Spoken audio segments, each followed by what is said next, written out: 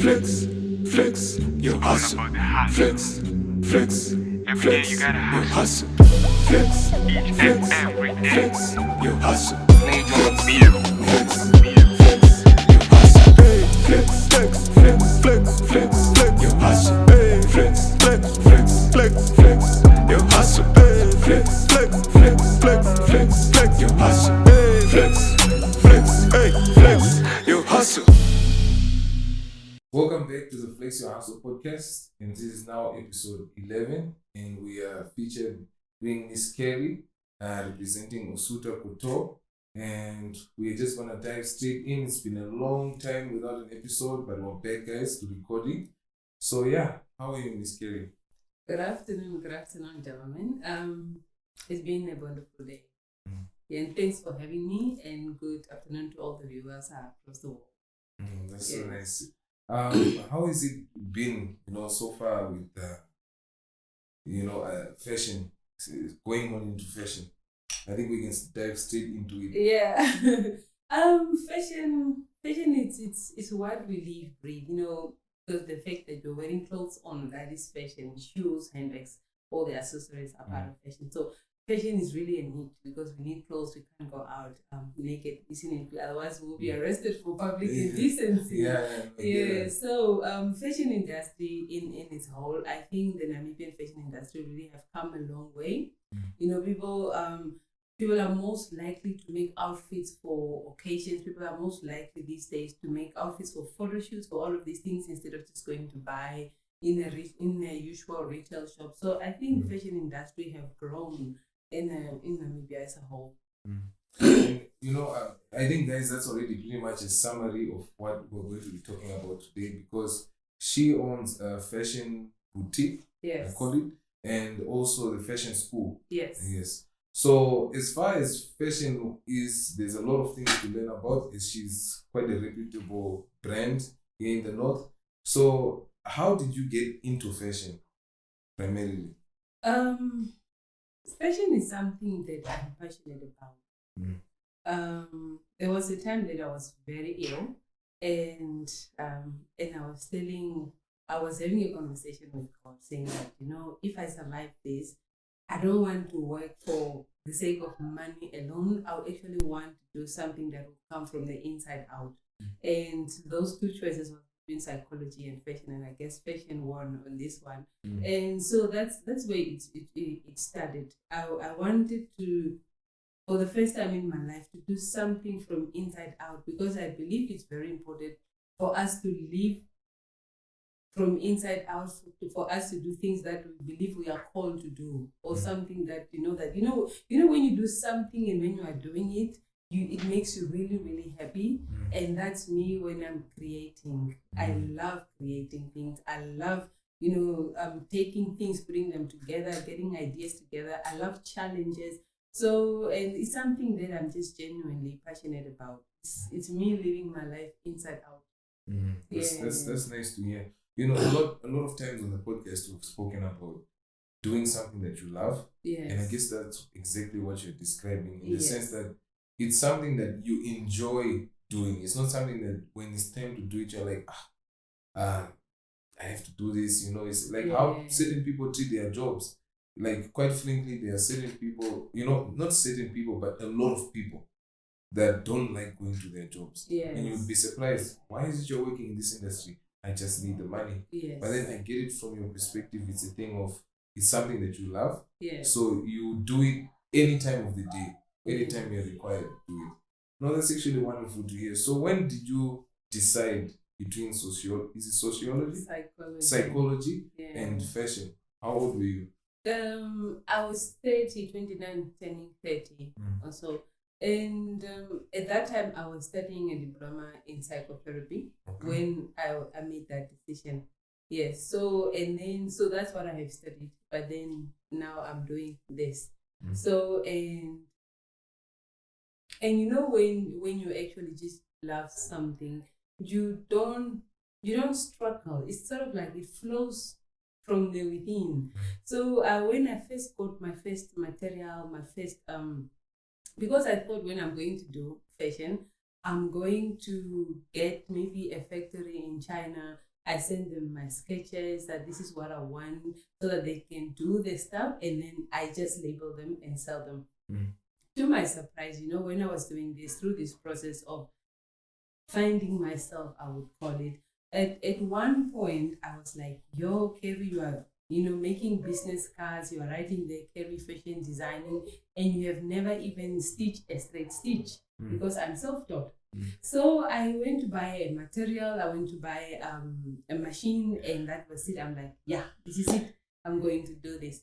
So the first attempt, of course, didn't work, but the second one, it worked, and I wore the dress to death, like everywhere, college, church, any gathering that I have to go to, I would wear this dress. And until, your colleague would say that, oh, it's beautiful, but you don't really quite believe it, though you believe it. Or you maybe know that you could have made it even better. Yes, because I can see the flaws, you think that I think I should have done better. And until a lady in town stopped me and asked me, like, where did you buy the dress you're wearing? And I'm like, oh, okay, so I've done something worthy of someone to want to know. And I said, no, I made it. And then it's like, okay, so where do you sell them from? And that's when that light bulb moment came on. I'm like, wow, I cannot even recall if I have answered her because I was like, oh, wow. I guess you were shocked. I was shocked that someone would want to wear this. And this is like 10 years ago now. And so from there, I'm like, oh, okay, so someone liked it. I went back to the same material. I made something else. And really that's how it flowed. And like I said, I love challenges. So what I did was, this time I was in England, right? Okay. Yes. So I was going through oncology. So I wanted to go give back to the hospital that was treating me. Okay. So I decided I'm going to do a fashion show, and the profit I'm going to give back to the hospital by the side that treat children with cancer, to buy toys and stuff like that. And so by the time I'm finishing my whole treatment, this was like now in April, and then I decided in July I'm going to host this fashion show. Little did I know the challenge that was ahead, because first and foremost, I don't have much experience. I've only done like a couple of stuff. So you still needed a bit of more training. I needed more training, and secondly, and hosting an event, it's work on its own. Plus, I have to do the tailoring of the dresses on the fashion show that needs to be on the runway. And on the other side, I still have schoolwork to do. But when you are really, really persistent, because I got a lot of critics to say that, Keri, you don't have the experience, you don't have the time, you need a lot of time to do marketing and all of this. But I was so determined and really up to date. That was the best fashion show I've ever done, up to date. And I believe that if I didn't go through that, I don't think I'll be sitting here today talking about Usuta Coutore. I don't think so, because that just proved to me that whatever you put your mind to, it doesn't matter if you have zero experience, just do it and fail if you have to fail, because you will learn from that failure. I did it. There's a few dresses that were not completely done on the runway, but the fashion show did happen. The clothes were on the models, on that day. It just really goes to show that if you really, really want to do something, you can actually just do it. You don't need to have the top of the range, this and that. You don't need to have the best of everything. All you need to do is really just put your best foot forward at each and every decision-making point in life, I guess. Yeah. And hearing that you were doing it to give back to the hospital, I think it was also inspiring for the people that were attending the show. Did they know that you were going to give it the money proceeds back to the hospital? Yes, because when I was like inviting the mayor of the town, when I was telling even the models that I will not be paying you because this is for a charitable event, I would tell them that no, we are going to give back away to the hospital back. So yes, they knew that it was a charitable event. And I think that's why also they wanted to be a part of it, because it's giving away to someone who would need it. Because when you have cancer, you spend a lot of time in the hospital. And just to add something to the children who are sick, just whether it's toys or just something new, I think it will make their stay a little bit more homey or comfortable. Pleasant, Yeah, a little bit more pleasant. Yeah. Well, that's actually nice to hear. What I want to find out is, are there any people that inspired you to get into fashion, that or guided you to say that this is something you should look into, or was it just out of coincidence? It's passion, absolute passion for it. I do have inspirations, like people that I look up to in the fashion industry. I like Victoria Beckham. I like her brand because she has set her standard very, very high, and I admire that. But there is not anyone who have ever said that, get into this or that. No, not at all. But fashion is something, when you love fashion, you love to dress up, you love to look good, and so I just took it a step further, literally. When you are young, you make doll clothes and all of these things. So this is literally just like a step further from that. And it's just like I said, it's fashion for me, it's passion, it's something that I truly, truly love. Even when you go home, you'll be thinking like, oh, that dress for who, for that customer, I think I'm going to do it in this way and that way and that manner. It's just because it just never ends. So I guess there's much freedom when it comes to designing clothes. Or is it pretty much something that the customer comes and says what they want, or are you guiding them to what they might like?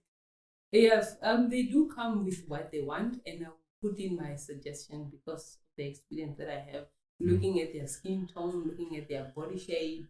You would advise them that I think this one, if we do it this way, it will complement your figure better. So you also add to what they came with.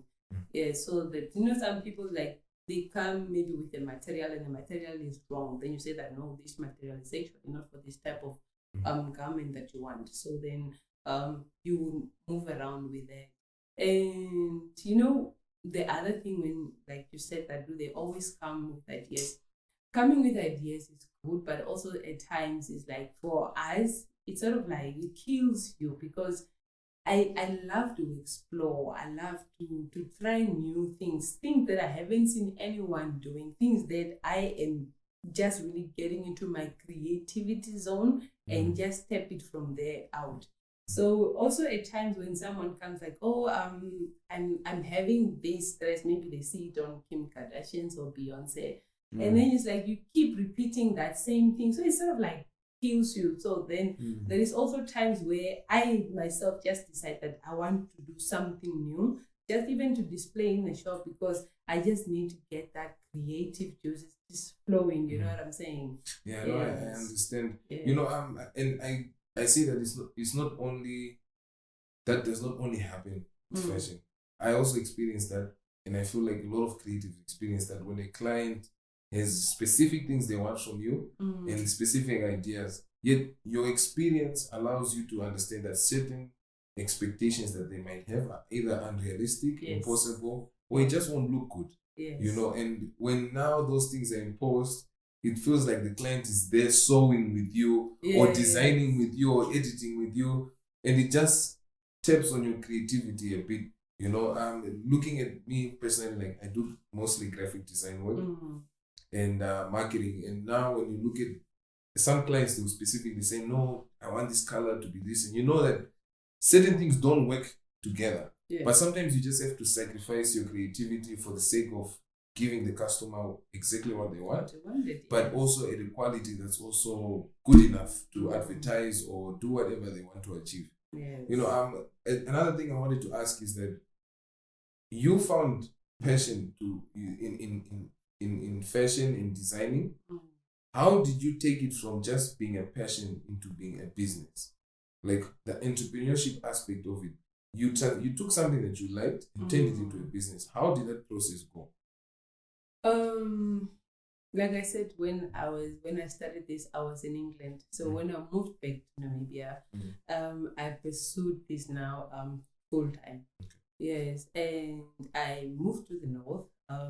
The north is quite a beautiful place, in the sense that we have the population, We have a lot of people, and people here, they love to look good. People here, they love to go to weddings. There's always the seasonal weddings that happens. And in that respect, it was a good place to start from or to blossom from, because of it's a small town. Everyone knows each other. And at the time, really, fashion brands in the north, there was not a lot of people who does what I do. And also just to get known is just mostly word of mouth. Okay, I saw you with this, I saw someone with this, I also want the same, and just take it from there to the next level. So it's just really, I was in a new environment. I was in Namibia after 9 years abroad, and I needed to find my feet, and this is something that came easy because it's something I'm passionate about. So up to the day, I still haven't practiced I haven't practiced psychotherapy that I've studied, but yeah, I guess it's something also that you do every day. When you meet people, you sort of get into it. But fashion is really my first love, so I'm glad I'm here. Yeah, no, that's actually nice to hear. There are people. There's a lot of people with degrees, masters, so much experience in college, university, but then you're here to say they're doing something completely different. Yeah. Personally, for me, I studied IT, but I'm in marketing, which is a whole other playing field. But then it's the thing that I personally like. And if I could go back, I would study marketing if I could go back. But it's too late for that now because life is going, and I look at it from the perspective that sometimes what we like to do is something that we might not even have looked at our whole life. Yes. We find out so later in life. You see at 26, 27, 30, 35, finding out that you like fishing, you like carpentry, stuff like passions like that. You find them at the most random of ages. So I pretty much appreciate that very much. Yeah. So now in terms of your business, you said that you get known through word of mouth. Yes. How is that word of mouth played a role for you? How having referrals?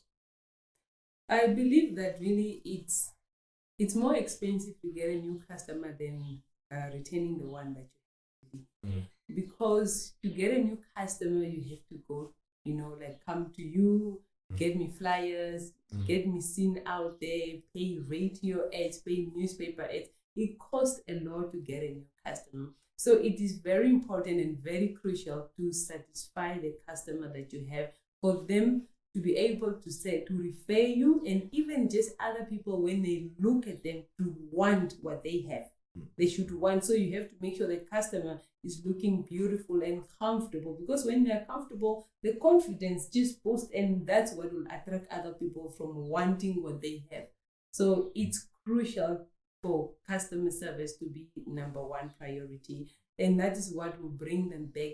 There is sometimes when you go to a shop, even though it's in nearest, but because their customer service is not so nice, you would rather go to the one which is a little bit further because of how you are accommodated when you come there. So that's number one.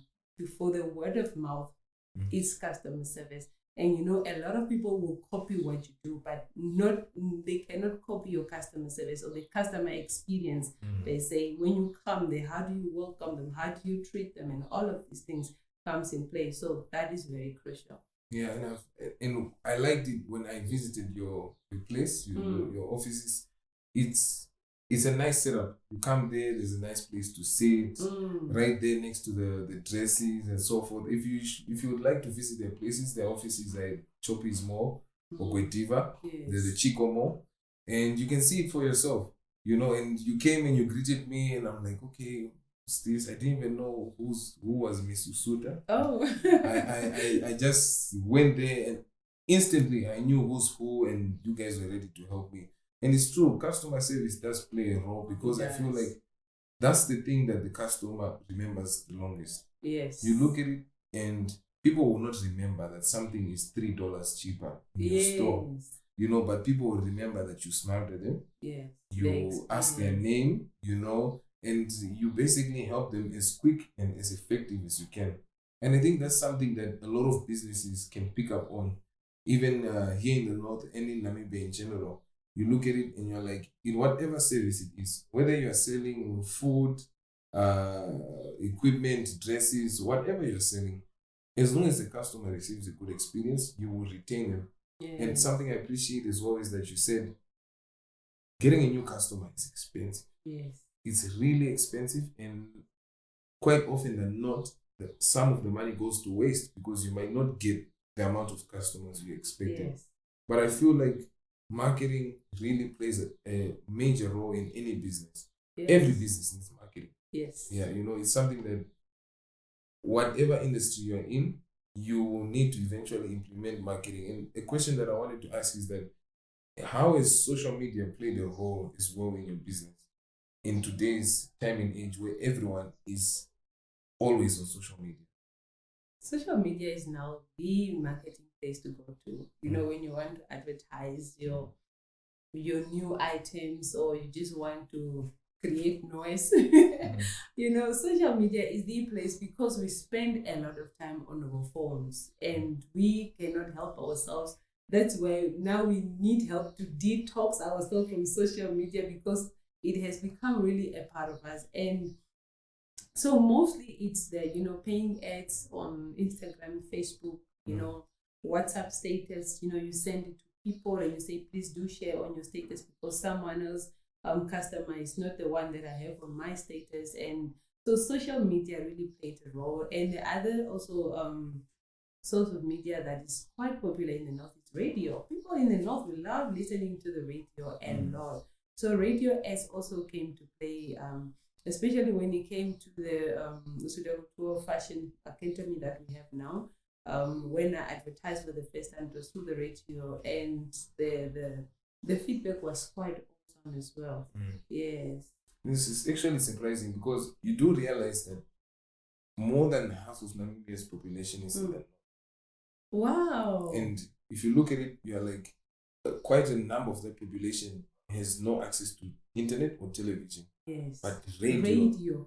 Yes. Funny enough, you hear that in CPFM, it's got a lot of listeners. Yes. And I forgot the other names of the radio stations here, but there's quite a number that really do have a good reach in terms of reaching out to ideal clients. Yes. People out there in remote areas, people where there's no access to the internet or TVs or computers, or where social media is just not really present, And I feel like it's just to explore whichever means that works for you. Yes. And to hear that radio worked for you, yes, it's really amazing because you're selling dresses, things that you need to look at.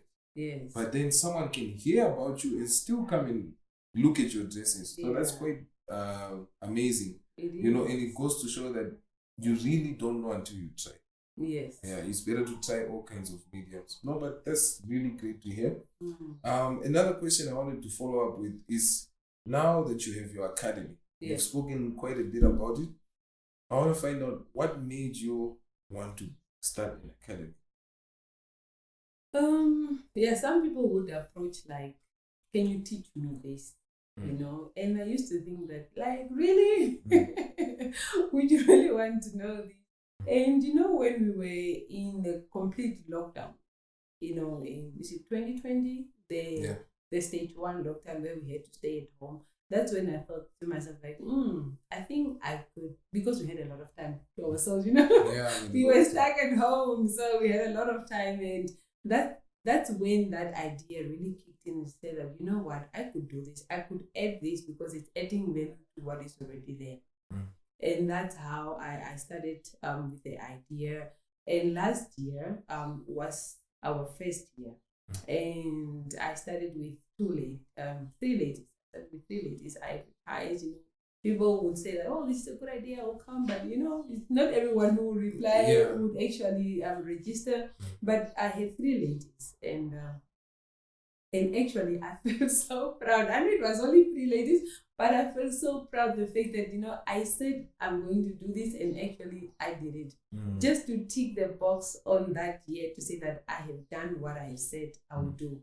That felt super amazing. And it took a bit of a while, because 2020 to 2021, because there was a lot of research done. I had to read a lot of manuals from other academies, how they do it, how long they do it, and all of this. And just even the work itself, it was a lot of reading to do. I felt like I'm going back to school. So I guess, especially considering that you're self-taught. Yes. So you needed to continue to take in more information to prepare yourself, Yes. And was it always easy for you to read those books and those lessons, or was it a bit difficult? It was easy because I have the experience now. Mm. Yes, and of course with YouTube, we have access to education at the finger of our. It is just that sometimes I guess we are lazy or we don't make it as a priority. But YouTube is a useful tool if you really want to learn something that you have no idea about. So, but most of my research, I was looking at the other colleges or academies around Namibia, what they do. And then I took that, and then I realized a lot of it is theory work, because I get people who would call me, said that I've done 6 months at this institute. Can I please come, because I'm not confident enough in my cutting, not confident in my stitching, so that I can join. And that's when I realized that I'm going to concentrate on 70% practical and keep the theory very minimal. Instead of having a whole chapter on how to thread a machine, I'm going to let you sit in front of the machine and do the actual work. Yeah. It's just like someone is teaching you how to ride a car, just manual, only without the physical. You sitting in a car and changing the gears yourself, you will not actually know. Yeah. You have the theory of it, but practical is more important. And that's why I concentrate mainly and most of the times doing for them to do the practical, because it's about practice.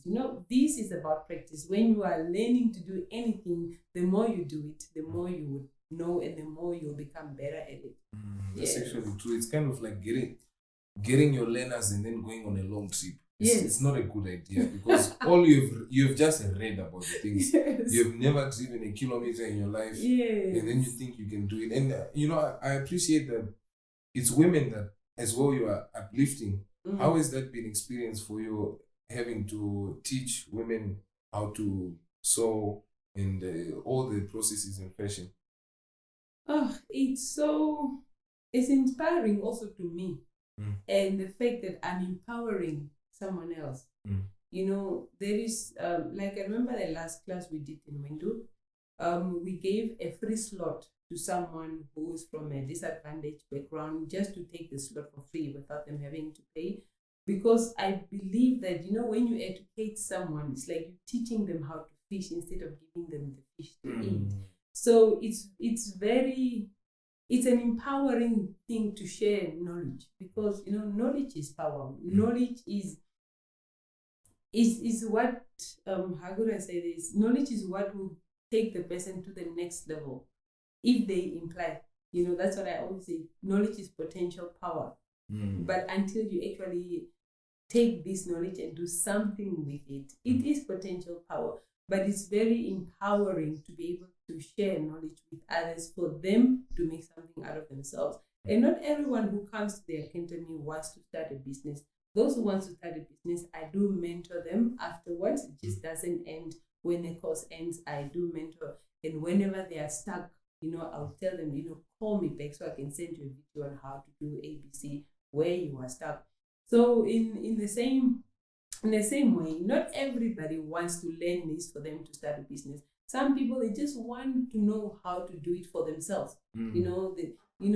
Dresses are quite expensive, and not everyone has the time to go to a tailor. So some people, they prefer to do it themselves. But there is corporate women who don't even have the time. And those are our customers, And I remember one time I was like attacked when they said, taking customers away from other tailors by teaching women how to tailor. And I'm like, that is the most selfish thing and the most ridiculous thing that one can ever say. I mean, how could you say that? The person who wants that skill to make a living from it means they are in need. they need. It's not someone who's getting paid a very, very good salary who would want to come and then is to do something. It means that there is a need for that person, that they want to start making uniforms or even just the bonnets that we live, we sleep with. That is something very small. And truly, when you think about it, if I take my candle just to light up yours, I'm not going to lose anything from that. Yeah. Yes. And I get it. Sorry to cut you off. That statement to say that you are taking away from other tailors. Yes. It's coming from a market. If we are to look at the businesses that exist in Namibia, we live in an industry that is really monopolized. Yeah. Where it's very few players in that specific industry. Whether it's marketing, fashion, food and beverage, retail, whatever market it is, you see that there's always the big industry players. There's also the people that are getting into the market, the newbies. But then for you to say that teaching someone how to do the same thing is taking away from all of you, I feel like I agree, it's completely selfish.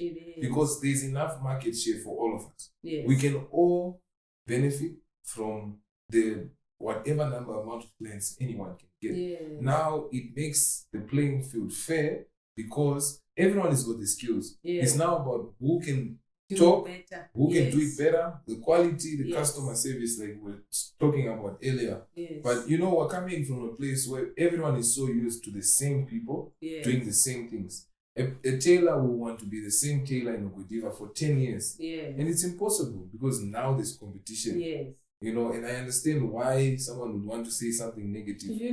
Because it challenges them to wake up. Yes. Now we're forced to look for new methods of marketing. Yes. We are forced to improve our customer service. Mm-hmm. And I feel like that uplifts our whole industry as a whole. Because now you get a higher quality service because you want to survive. And that's what you need to survive. Yes. Now it's no more about, I'm just the only tailor in the North. No, I definitely appreciate your story. And what's your favorite experience from teaching someone? What's the most favorite part or story that's ever happened with a student? The most favorite is when they actually take the skill and do things with it. When you actually, I always keep telling them, send me pictures of what you're doing. When you actually see them sending back, like, no, I've done this or I'm trying to do this. And there was actually a male student from Windhoek, just the week after they graduated, who did these elegant, like matric forward dresses, type of dresses, just the very next week. And I felt so proud, the fact that I have contributed to someone's success story. It felt so good, if I could say that. I feel like I'm doing my part in giving away. Because at the end of the day, as human beings, we are not created for ourselves. Like your skills, they are not for yourself. Your skills are for me. My skills are for you. We are all here to serve. And when I'm doing my part in serving, that is very rewarding. Yeah. That's really true. I'm looking at that. Whoever takes the skill, either builds a business or does anything with it, it's definitely appreciative. And there's many notable entrepreneurs in Namibia with fashion. There's quite a number, like in Windhoek, Schultz, I think Roberto. Yes, and he's, I think for me, someone I've seen as well who's really killing it in the fashion industry, especially with the MTC's Fashion Week, which personally is something lovely to watch. That's why you see that Namibian fashion is really out there, and it's a growing and busy industry, with the backing of MTC, which we do appreciate because it uplifts all creatives all around Namibia. And what so far have you decided are your goals for Usuta Coutore? So far, the next step is to take the academy now to the next level. To get it, because at the moment we are having short courses, but in the next year we are going to take it to the next level now and do the advanced level, which is now start now doing the level 1, level 2 up to level 6. And also taking it to other towns, not just on Windiva, So we are looking at different venues in different towns as well. So the next thing now at the moment, I'm trying to grow and expand the cantonment, because really the demand for it's there, and it just grows to show. And not everyone has the time to study for 3 years for something that can be done in a shorter period of time. So, and that is really the next time. And when it comes to the tailoring, in the north, we are going to have a fashion show, because fashion shows only happens in Windhoek. Like, guys, what's up with that? Yeah, we need to bring them here in the north. Exactly. And I feel like when it comes to the north, and I've said this so many times, I think everyone watching the podcast will agree. When it comes to the north, you need to give people something that they don't know they want until they see it. You see, and when it comes to a fashion show, it's only after you do it that people are like, no, we need more of this. But it's been happening since we were born. Fashion shows have been there, but you only realized that you need it when you saw it happen in the north. Because the belief, and that's something that we are trying so much to kick out, is that belief that nothing can happen in the north in terms of events, entertainment, sports, arts and culture industry as a whole. We have really just said, the north is incapable of doing that, of creating content, having fashion academies, but it's all happening here in the north. And to hear that that's your goal, that's pretty much amazing, you know. And what I would like to find out is, why do you think fashion plays an important role in the Namibian community? Because now we are exposed, because of social media. We want to look like Kim Kardashian, we want to look like Boneng, and those type of clothes you will not find them in the shops. You won't find them in Fushini or Markhams or anywhere else.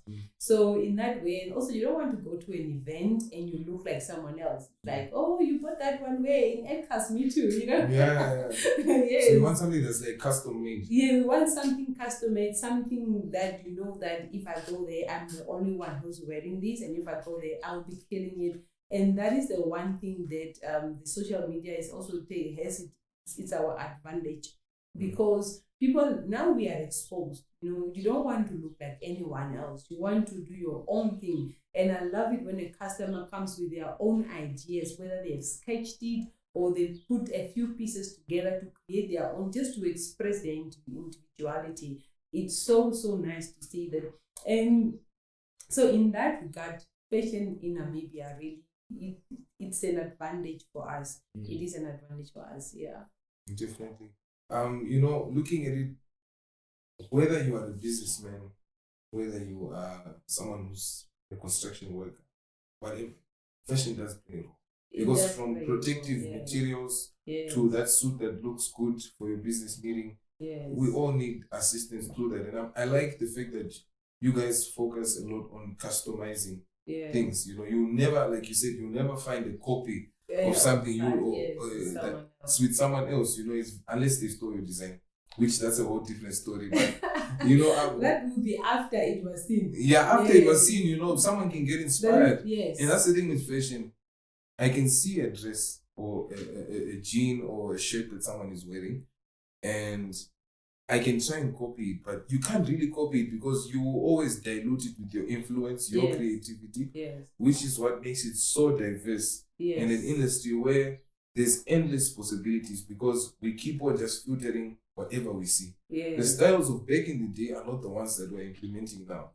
Like jeans, for example.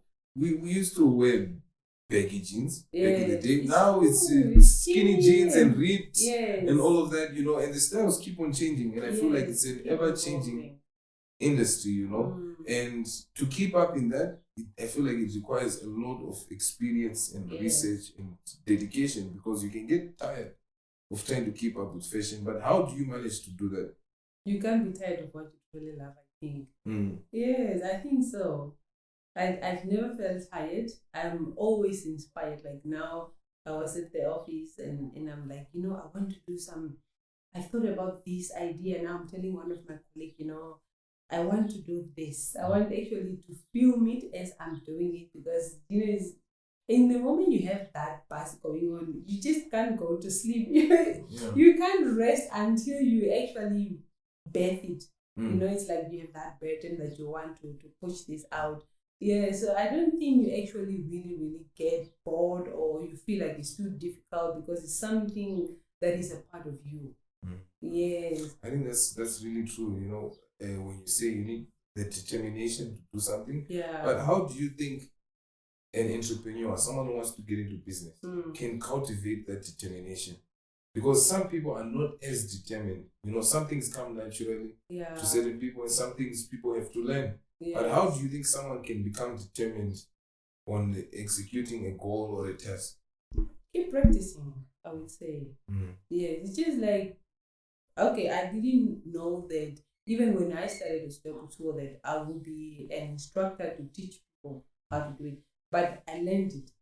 You know, it's a skill that can be learned because you need a whole ton of patience. I didn't know. Teachers are blessed, I'm telling you, because you need patience. You need patience to teach because you are repeating the same thing over and over again. And not everyone is capturing it at the first go because you have to repeat it. So that determination, it comes like you need to practice and practice and practice because that's the only way that you'll be able to do it.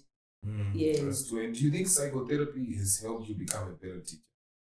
Yes, in a sense, because I understand people better. Yeah, I understand myself better and I understand also people. I can relate to people from different backgrounds because of that experience. Yes. That's great to hear, considering that at least now you know to say the degree is not completely going to waste. There's actually skills that you are using. Exactly. You know, and it applies to quite a lot of industries because even with me, I did IT and I'm in marketing. Yeah. But I use IT tools and software and stuff to do my marketing, which you see that you can mix the both and you see and say that your degree is not really going to waste. There are things that are still useful, but you can use it to benefit you in a better way. Because I can say running a business is very comfortable. I must say, you can wake up whatever time you want. It's really just you who's in control. You don't make money if you don't work. In terms of waking up and making decisions that lead to you either getting a new client, working on a new project, giving out a new product. You know, these are all things that are important. And something that I recently was a bit diving into, you know, how each of us can improve our work ethic. You know, something I've seen is that we all have maximum potential, but our maximum potential is never the same as each other. Yes. You see, your maximum can be my half. Yes. You know, or my maximum can be your lowest amount of effort put, you know? Yes. And whatever it is for anyone, is just try your best to put in the maximum effort you can. Because and that's why we need each other. Yeah. That's why we need each other. Because I don't have to be good at everything. And it's impossible for me to be good at everything. You know, for a business to run, you need different aspects of things. Like, you cannot be doing the designing, the cutting, the books, the greeting when a customer comes in, the getting water for the customer. You cannot do everything by yourself. That's why we need each other. That's why you have to identify your strength and your weaknesses and say that, okay, I'm not so good at keeping up the books. Let me get someone else responsible for that. Let me just oversee what they are doing. I'm not so good at, let me say, stitching. But okay, you know what? I'm good at creating. I'm good at pattern drafting, but pattern making and cutting and all of this is my strength. Now let me get someone who is just good at seamstressing for them to do perfect seamstressing because I want the work to have quality. So and that's why we need each other. And for like my maximum, if it was here, the moment I find someone who's better in bookkeeping, I'll get to another stage. The moment I get someone who's also good in another area, let me say now, my quality of maybe of adverts, they are not that brilliant. But then I contact you, you know, please hook me up with new contents I want to share on my Instagram. My maximum will elevate. I won't be at the same level where I was. I think that's why we need each other because you can never do this or your business, even if you are the sole owner of it, you need other people's input for you to take it to the next level. Definitely. You know, outsourcing has always been an underrated hack into growing a business. And I feel like a business can only grow after you outsource something. Because as much as we try and cut on costs, which I feel is a problem that a lot of our fellow brothers and sisters face, is that we try to cut on costs so much we end up killing the service and the product instead of saving it. The intention of any business when it comes to cutting costs, it should be to elevate the product. You look at how people build rockets like Elon Musk or people building cars and so forth. They are not trying to cut the costs to make maximum profit, even though that's another goal. But the intention is to make the product better. Because the more you make the product better, the more you sell. And sad to say is that now you look at certain people in certain businesses, for example, in the food industry. Today, the burger is looking amazing. Big, tasty, nice sauces, salad and everything. 2 weeks later, you see all of a sudden the burger is smaller. It's half. And you're like, but how? If this is what you saw, that the quality control is really important, you know? And then I feel like it should be to make it better. If I'm saving on costs that allow me to give you combos, give you whatever, promotions, specials, win something, competitions, that's how I keep the customers engaged and that's how I keep the buzz on in my business, which I feel like it's an important lesson. And I like the points that you've mentioned earlier to say that social media is really exposing us. It's really exposing us. It's exposing either the good that we do as a business or the bad that we do as a business. Because with now social media, the word spreads around faster. If you take long to deliver on a service, you will be shocked how many times you can go on Facebook, go on a business page, and then you just read the comments. And you'll see a comment of took saying, no, you guys took long with ABC. And that could be the decider between a client coming to you or going to your competitor, which is all really important, how we manage our brand image. But one thing I've seen with your business is that your guys' brand image is amazing. You guys can check behind us is the banners. I think this is for the fashion school, and on his side is for Usuta Coutore and the fashion school as well. That's actually great to hear your story. Another question, just in closing, I would like to ask, for a young person who's trying to get into fashion, what steps do they need to take that they can take today? Register with the Usuta Coutore Academy, I guess. That's the one thing you need to learn the skill. I could be teaching you something that it took me a while to learn, while you could have that within a month. And then it's practice, because it's a skill. It's a skill you need to keep practicing and practicing once you have the skill. And the other thing is that just explore yourself, don't be stuck at, let me say that I remember yesterday I was doing a presentation in Anana, and one girl came to me and said that all she does is just the traditional meme dresses. And I said that, what, you can upgrade your skills. So you could be learning like beginner's level, but it shouldn't just end there. It shouldn't just end at the meme dresses or the bonnets that you are doing or the school uniform. We have to keep learning, and that's just with life. If you are not learning, if you are not living, you are dying. You have to keep learning new skills. You can start as a young person, you can start at beginner's level, but that's just the start. It's just the start, and from there you have to keep taking just the next step. You don't need to know the whole 20 steps or the 1,000 steps ahead of you, but you just have to keep taking the next step. That's really true. I think when it comes to developing a business, you constantly need to grow. And I think what happens is that when you get to a certain point where you're making decent amount of money, you have a decent amount of clients, it's very easy to get comfortable and relax. But then as an entrepreneur, you are supposed to be uncomfortable 24/7. I think we are uncomfortable 24/7. Yeah, because you're always thinking, how can I improve my business? How can I go to the next level? How can I achieve the next step? And I feel like up until you go to your grave, you will always be uncomfortable. I feel like it's a bit unrealistic to think that there is comfortability in being an entrepreneur. Your day in, day out life is genuinely just trying to fix problems. And that's for quite a lot of reasons, it's quite uncomfortable always to be on the back end where you're trying to think, how can I fix this? Yes. How can I change this? How can I improve my business? How can I reach a certain goal? You know, and I feel it's definitely a quality that a lot of entrepreneurs can develop, to understand that being uncomfortable is the best place you can be as an entrepreneur, because you will outgrow that uncomfortable situation and eventually you can move on to the next thing and conquer that too. Sorry to cut you, but this is why I say that having a competitor is not a bad thing, because it keeps you on your toes. When you have a competitor, like you said, that if you are no longer the only fashion designer in the North, you are forced now to think outside the box. How can I improve customer service? How can I improve my seamstressing? And that is the good thing about having a competitor.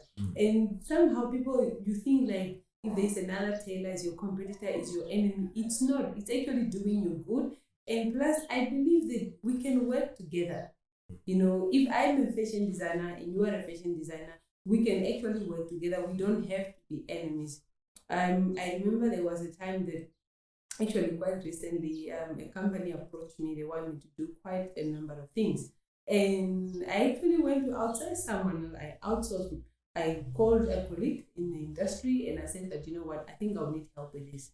And that's how it should be. It's about delivering on time, delivering quality, delivering for customer satisfaction. It's not just about me trying to retain everything, but it's also just about, at the end of the day, the customer is satisfied. Yeah. That's really true. As long as there's collaboration between businesses, I feel like entrepreneurship will keep thriving.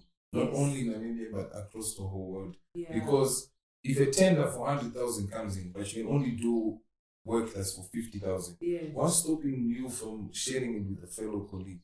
And both still getting that 50. You will never get that 100,000 alone because you're still at the current stage that your business is in. It's not capable of delivering. Of delivering the whole capacity.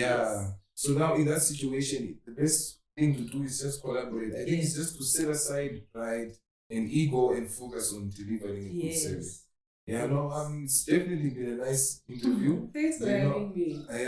We really enjoyed the points that you mentioned. I feel like the people that are watching this who have wanted to get into fashion will definitely have a good, foundation, for to start and learn something. And if you guys want to learn more, you should register for Usuta Coutore Fashion Academy so that you can start your fashion journey today. And you can contact her on her Instagram pages and I think Facebook as well. And get started on your fashion. It's quite easy to do, guys, because all it takes for you is just to call and get started. But thank you so much, Ms. Usuta, for joining us. And we've come to the end of our podcast. Please like and subscribe and be wary for our pages and look out for the next episode coming out soon. Thank you so much and bye. Flex, you gotta hustle. Flex, each and every day. Flex, you hustle. Major meal. Flex, flex, flex, flex, flex, flex, you hustle. Flex, flex, flex, flex, flex, you hustle. Flex, flex, flex, flex, flex, flex, you hustle. Flex.